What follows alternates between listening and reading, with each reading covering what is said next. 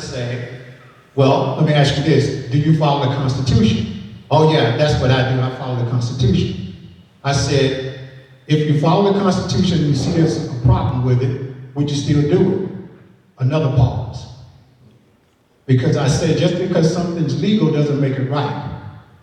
So then I started asking the question, do you understand the role of government? Another blank.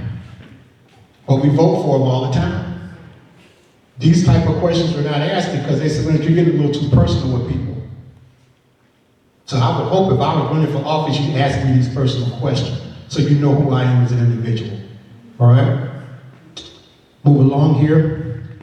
I'm from Georgia. You probably noticed that southern accent. Yes, ma'am. You don't know, ma'am. Yes, sir. Thank you. You're welcome. Please. We still do that. So if y'all got a problem with it, y'all got to talk to my mom about it. That's all I know. So that's just the way it is. All right. I want to show you something because I'm going to make this real short and sweet. I always show this because I'm trying to give people a visual of what has happened to us as individuals in this society. It didn't start yesterday, because sin didn't start yesterday. It started, the whole formation of our country.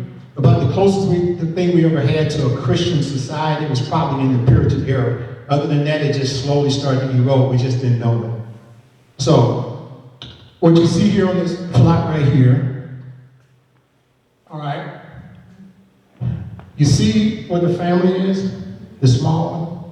You see what has happened to the government? You see how that grows exponentially? Well, this is what happens when a society becomes ungodly. And this is the consequence of it. So now what has happened, this normalized thing is abnormal. We've made it normal. So the first thing when I say cut the property tax, there's a panic. How are we going to pay for this? How are we going to pay for this? Nobody even knows the role of government. No one knows it. No civics courses, the kids aren't learning it. And by the way, you don't need 12 years to educate a child. You know why? Because as soon as that child can walk and talk, he can start learning. We homeschooled. It didn't take us 12 years. And it didn't cost us $20,000 a year. We spent maybe $6,500 over a 10-year period. And they both got technical degrees and engineering degrees. How did that happen? They didn't go to public school, we homeschooled. Well, you can't do that. You're going to deprive your child of social interaction. I said, no, you're not. They know how to lie to you still, just like your children. They're no different.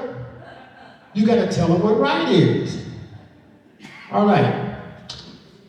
Here's what true normal is supposed to look like. You see this? Now, here's the deal. You see that self-government in there? We don't know how to govern ourselves. So all the mess that we're seeing now, we're the cause of it. We're uneducated, ungodly.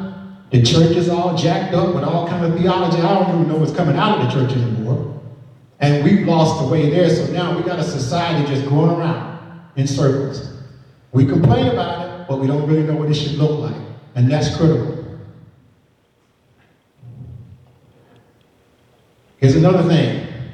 Responsibility. That word eludes us. I was just talking to a young lady, and by the way, I know we don't have a lot of young people in here, but I've been engaged with a lot of young people getting signatures. And they're concerned about, nobody's thinking about us. And the one lady told me, she said, you know what? I don't even want to have children. This is the society. I said, why is that? Because they said, they look at the consequences and said, no, I don't want to bring up a child in this. And I told them, don't ever let your circumstances or consequences dictate how you behave, because that's how you become making the abnormal normal. So you have to change that. And the young lady gave me a hug because she said, I can't believe somebody actually cares about us. This is where we are as a society.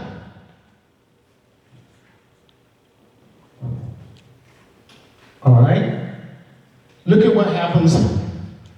You start dropping the sin level. Families start to become stronger. No, love that neighbor thing is not like a suggestion, it's actually a commandment. So we kind of say, I don't feel like being bothered with that today. And you know the reason why I'm doing what I'm doing? I'm not doing it for me, I'm doing it for the next generation. I'm concerned about your children, your grandchildren. That's what's important to me, because I know where my Savior lies. I'm already taken care of. So I owe it to the next generation to make sure that they have what I've enjoyed. And that's important to me. Where are we going with the property tax? It took us a while to get here. I was always of the opinion that it just needs to go. You just got to kill it. And then people say, well, Leonard, how are you going to pay for this? How are you going to pay for this? And you know what? We have mechanisms out there, but I always tell people this. I want you to stop and think about what you just asked me. When have you ever known any point in history where the government has not found a way to tax you? That's the least of your concerns. I say all we're trying to do, we're not saying we're not going to pay taxes. We say detach it from our homes. That home is mine.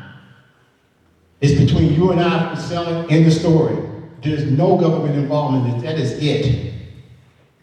Now, we are out on a mission. This is going to be for the rest of my life.